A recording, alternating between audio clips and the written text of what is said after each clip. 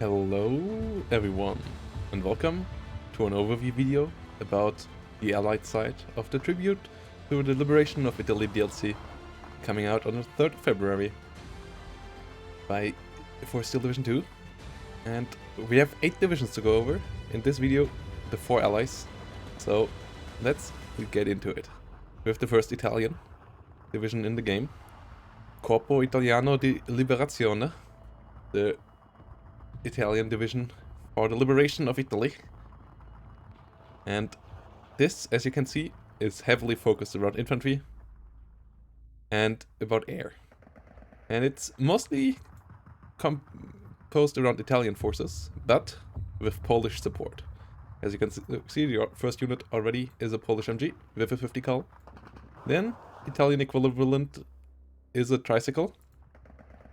Though, obviously, if you go for quality, go with Jeep. But if you want a radio, then the tricycle is actually not that bad. So it's actually a nice trade-off. And the tricycle also obviously looks absolutely amazing. So that's another reason to go for these. Then the L35C is also quite nice here. It only has AP shells for its 20 mil on this cute little thing. We will see a lot of these over the next couple of minutes in all the divisions. There are a lot of these around in Italy. Surprise, surprise. And other than that, you have quite a lot of standard recon infantry, your 4-man troops, your 2-man troops, and a sniper, which is quite big. Comes in the standard Italian truck, the Duvon Nuke. And like, yeah, I'm pretty butchered that a lot. The Alpini Esplorante with the sniper rifle. Brothers, 8-man squad for 25 points, really cheap.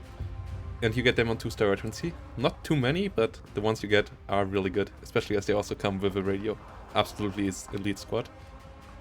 Then you also get some Polish stack counts. But yeah, that's your recon tab. Pretty good, a lot of cards, so you can take a lot of these. They're not pretty decent. Like some really nice option there as well. In the infantry tab, similar thing. A lot of choices and a lot of available slots. Starting out with a 10-point infantry unit. And 10-point infantry units often have the chance to be pretty strong. And this one is it as well, I would say. Because you get them with pretty good availability, the Fucilieri. And you get only 7 per squad. But obviously, compared to a 20-man squad, you still get 14 on 2.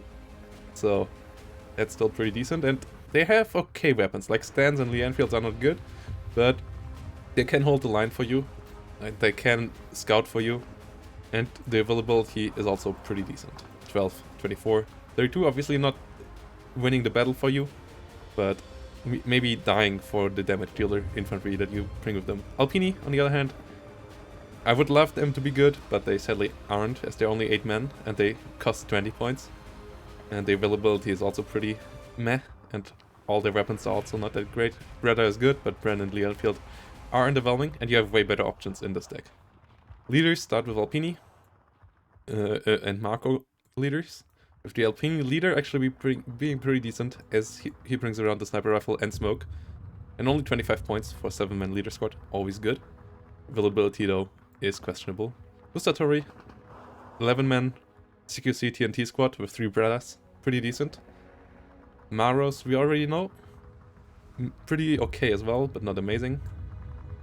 Say for the para troop assaulter, the assalto, the paracadusti, the normal paratroopers, 8-man squad, also not that great, but okay, with 2 brands, but really good stuff comes down here. As you can see, this tab is really long and has a lot of choices. Starting with the RDT. Quite high level elite infantry, 10-man squad, 30 points, 3 brothers, 2 brands and TNT. So they can also win in the CQC fights. But they even get outclassed by another 30-point infantry, which comes with even better availability. Also on 2 veterancy, and it's the only Polish infantry in this. The Komandosy, Polish commando units, with 3 Thompsons, 2 Brands, and a Piat.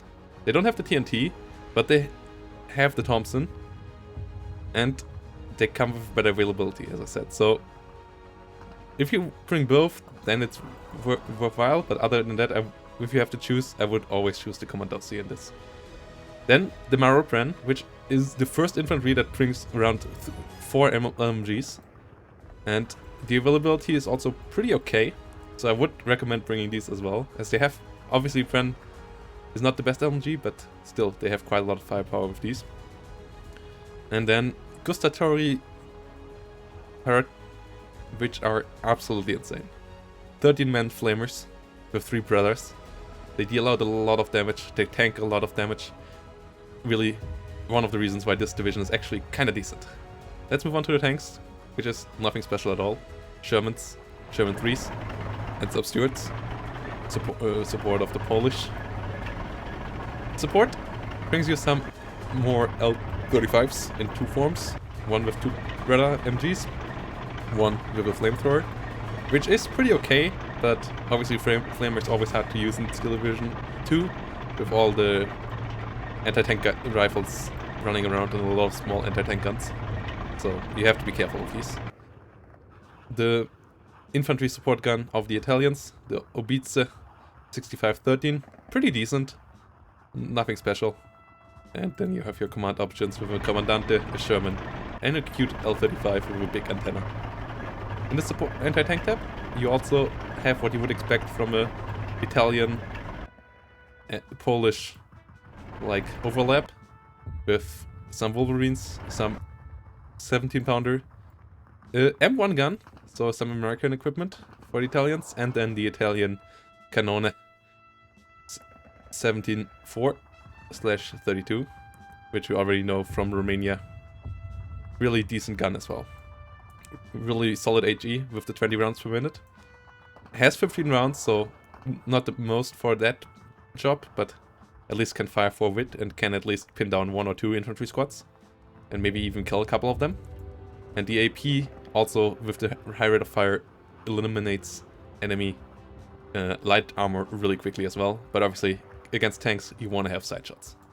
In the anti-air department, these things are surprisingly decent. Especially as you get 6 of them per card in A, 9 in B, and even 4 with 1-star veterancy. For 20 mil, pretty decent. Especially they also have AP shells. Only 750 meter range, but that can be helpful. And I would say these are some of the best 20 mils we have in the game currently. They really ditch out damage.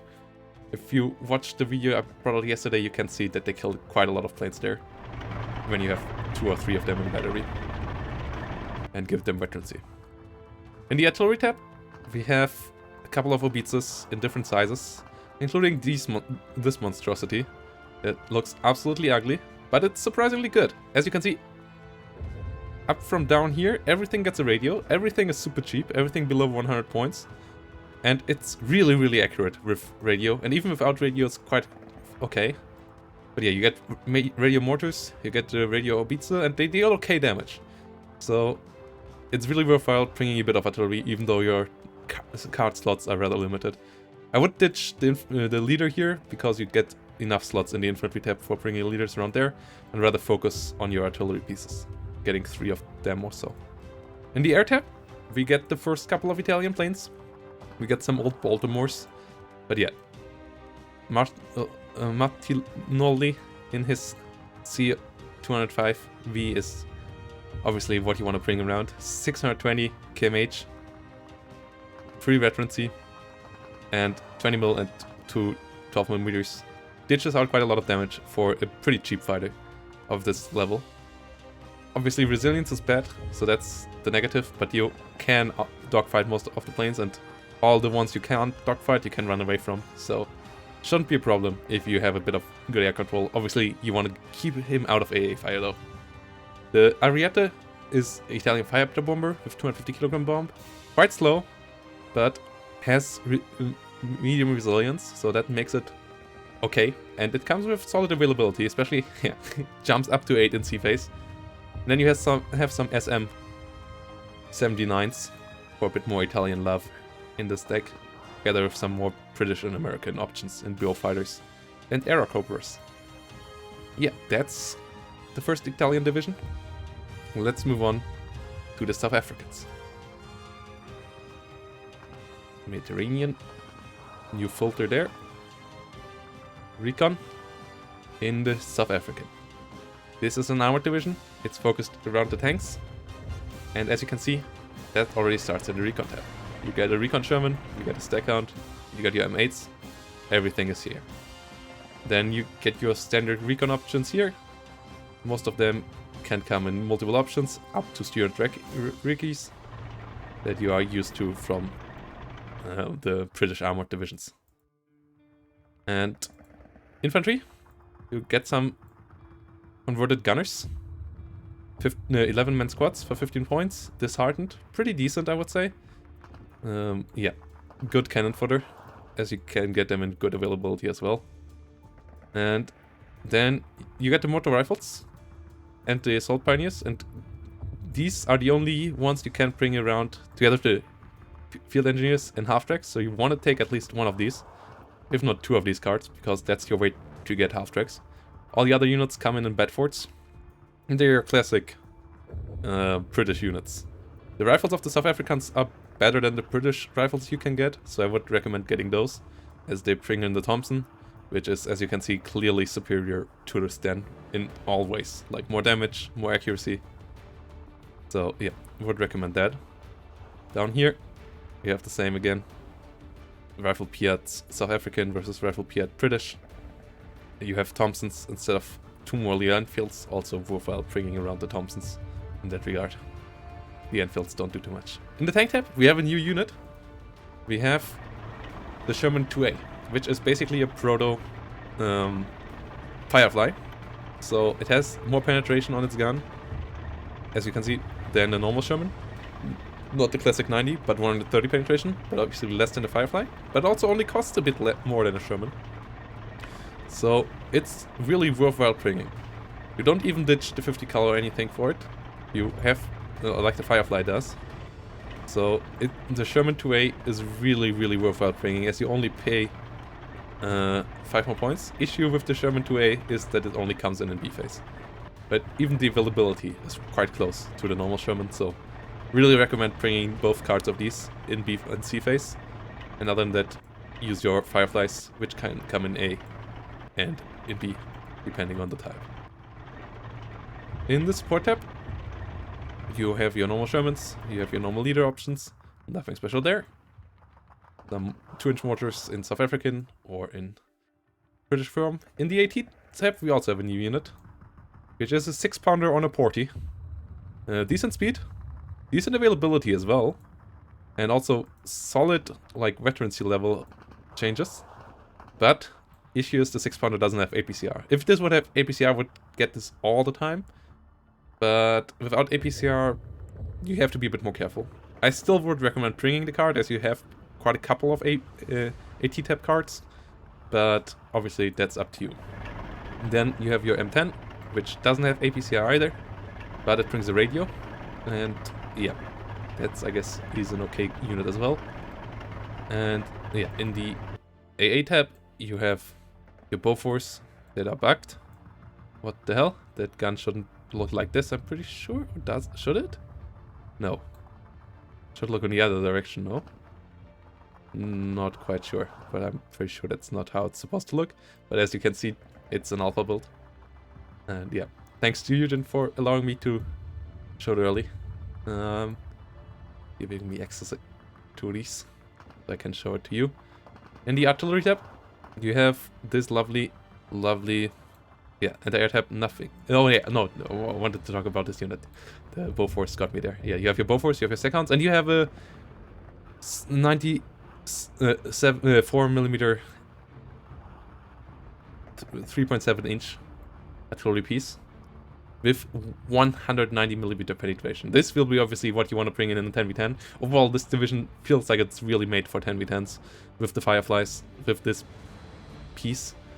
Like overall, a lot of good 10v10 long-range A options coming in this DLC for the allies. And yeah, this is the first one. And you get 2 cards with solid availability as well, 2, 4, 6. And as you can see, they can penetrate a lot of things. Like, they are really dangerous. Accuracy though is a bit on the low end, so the 12 rounds per minute are needed there to get them on target. And you want to put a leader next to them for that job. In the artillery tab, we have this as the key unit I would want to point out, as these are really cheap. And you get 3 NA, 6 in B, and 9 in C. For 40mm, this is really cheap. 5 rounds per minute, also decent. You also get smoke, so I really recommend bringing them in team games. Your radius, no radius on the mortars, but everything down here has radio, as per usual for the British. And yeah, the big gun also is quite okay, but the availability here is obviously not quite as good. But yeah, these seem to be really strong. In the air tab, you have normal British stuff, Baltimores, or like British in the Mediterranean, Baltimore, Spitfire, Hurricanes with AT rocket, also okay availability there, and some Marauders with 454 kilogram bombs. And yeah, that's it for the South Africans. Let's move over to the next one, which is the 8th Indian. 8th Indian Infantry. Another Commonwealth division. And this one, as it says, is built more around infantry. And brings around a lot of artillery and a lot of infantry. For that reason, the recon tab, quite standard. The first contact with Gurkhas here, the first contact with the Indians as well, with the Torbans, guess out of the, yeah, with some snipers, the Enfield T. So pretty good availability for a sniper unit, like can absolutely recommend this. Guess we want to bring them with 1-star veterancy maybe, but you can also maybe just bring them this way. Really good availability there, and you can get 2 cards, so maybe you want to bring them. Then you have the Gurkhas, which are fanatical. Gurkhas being the elite Himalayan forces of the British army. And yeah, sadly they don't bring their kukri. No CQC capabilities for these guys. Well, pretty good CQC capabilities, but not really like hand-to-hand combat capabilities modeled in this game. But yeah, 4 Thompsons still make them quite dangerous in close quarter combat. And then we have another special unit here, which is a 75mm autocar on an M3, which obviously at first looks kind of similar to what we got in for the 2nd Infantry of the Indian had. But this one has a different gun, and it has a 50 cal. For the same price, the AP has better accuracy than the heat shell of the other. Same penetration though, so heat obviously doesn't drop off, so that's like the payoff that you have to pay for the better accuracy here. But also more rounds per minute if I'm correct. And you get more shells. A couple more less HE shells, but still 25 is a lot. And as I said, a 50 cal on top of it. So I would always bring this around, as you also get quite solid availability on it. In the infantry tab, you get a lot of British infantry mixed with the Indians, but you should really never bring the normal British ones. As you can see, this is the normal British infantry squad, right? That we all know, the classic rifles. Well, the Indians have same availability, same price, but if we compare it, they add 12 men and they bring a Thompson self-stand. So really no reason why you should ever pick the British ones, especially as you get 6 card of the Indian rifles, so more than enough to fill yourself out there.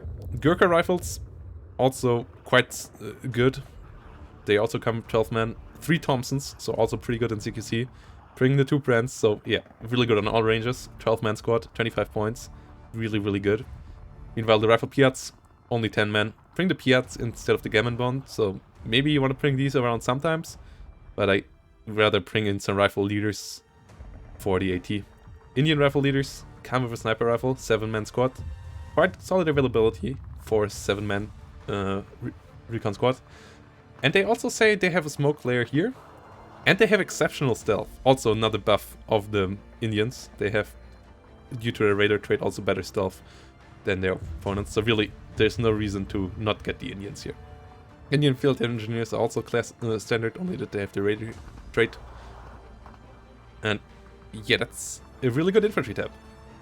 And you could just cut the rifles out, basically. And it would still be an excellent infantry tab. Tank tab, not so much, but Shermans are pretty decent tanks. But obviously you would like to have something with better penetrations. If only it would be Valentine's, that would already make it a better deck. Coming in with Canadian support here.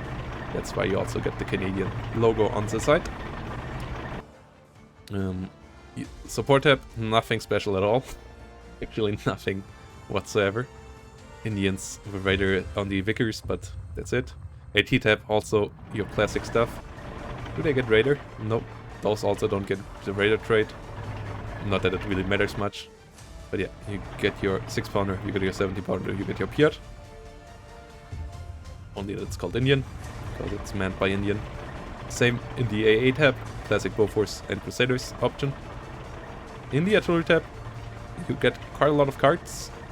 And you sadly still also don't get mortars with radio, because it's the British, not the Americans. And then you get 140mm off map. And in a, cute little card. And then you get only the 140mm option for the artillery. But that's already obviously good enough. Same thing here, really good availability for a really cheap price on a pretty good artillery piece. And in the air tab, you have another new unit. The first time that the Western Allies have a plane as a tank buster. The Hurricane Mark IV, which everyone who knows, who played War Thunder should know. Really good plane there. Should be pretty decent here as well. 240mm, 80 penetration. Quite good rate of fire. 30 shells. Not that much. That might be the biggest issue. But other than that, I would recommend bringing it and just trying it out. But yeah, let's get to the last division, which is another really, really cool one. And this is Task Force 45. Task Force 45 brings around one new nation as well. It says American up here, but if you go into Recon tab, you will already see it. The new flag, the Brazilians are here. And the first card that we get is also Blast from the Past. Not quite as high availability here as it had in Normandy, but the Bantam is back, and it should be just as annoying to deal with as it is in Normandy. It has side armor, it has frontal armor, it only costs 10 points, it brings a 50 cal, and that makes it a pain to deal with for every infantry. It brings a radio, it has good optics, so it sees your infantry as well. It just gets at you and it shoots at you, and it will be super annoying to deal with if you don't have enough cheap AT options.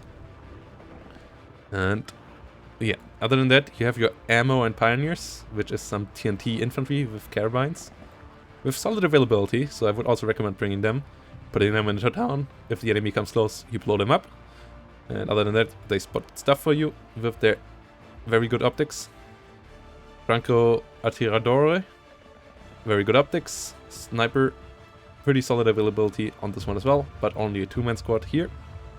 Recon with bar, also you can bring these around as well. 7-man squad, 25 points, should be pretty decent. Cavalry scouts we already know as well. Bazooka plus smoke, really good combo, especially with good optics and stealth. On a 6-man squad that also can survive a bit of damage. Obviously you don't want to have them being your main infantry line, but yeah, for sneaking around, killing and blowing stuff up, they are pretty nice. And then we have a new unit down here, which is not completely new, like from the looks of it.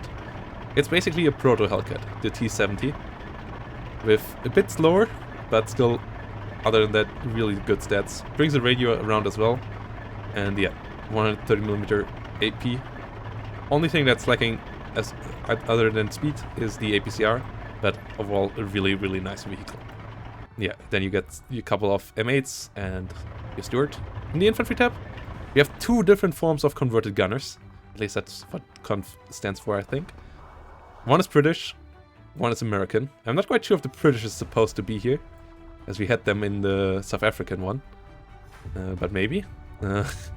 But yeah, the American one is for sure better. Like, it has M1 Grants, it has a bar, and then the Geese gun is also a decent SMG. But it also costs 5 points more, and it has still Hardened. But the damage output of them seems to be pretty good. But if you really only want to have cannon fodder, go for this one. Availability is the same on both, and both obviously come with no veterancy. Then you get your Engineeros, which is basically your engineer squad with TNT, your engineer leaders, your American engineers, which if you compare them are just better. But you get maybe more engineers? No, you also don't get more engineers, so really no point in bringing them. Another time where the missing granularity in infantry comes around in Steel Division 2. One more reason why it is good that we have it in Warno finally. Parsinas, really solid infantry, 2 bars, 12-man squad, 25 points.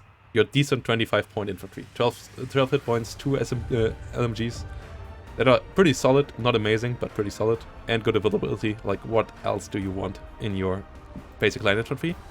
Then we come to another new unit, and that is the Niseis, the second generation in Japan, of Japanese in America basically. That's what Nisei stands for, second generation Japanese Americans, and those are kick-ass units. Like, Fanatical, Bazooka, 2 bars, 12-man squads on veterancy, with solid availability as well, especially in B-phase. 10 or 8. Absolutely amazing. 30 points, sure a bit pricey, but they kick as much as they did in reality. A lot of cool stories around them. If you don't know about them, check them out. There's a lot of good YouTube videos and articles around them out there, and also quite a couple of good books. So I haven't gotten around to reading any of those yet, but I have a couple of them on my wish list. And yeah, Nisei leaders, also kick-ass leaders. Obviously availability is a bit low, but also Fanatical, Radio, Sniper Rifle, 10-man leader squad. M1 carbines, like really, really nice there. Though the Parsinas leader is also not bad, also 10-man.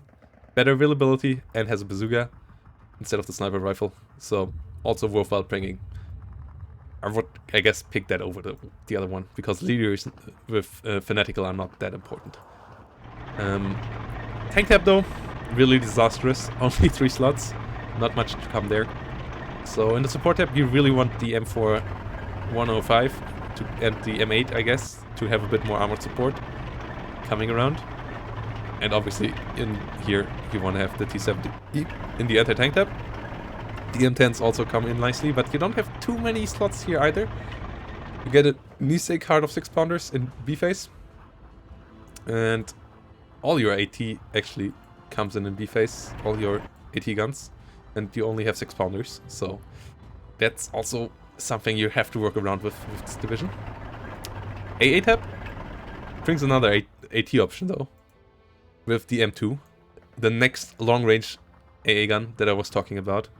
90mm here, so really 10v10s will have a lot more long-range fire from the allies now, I'm pretty sure. As these are also coming 2 cards.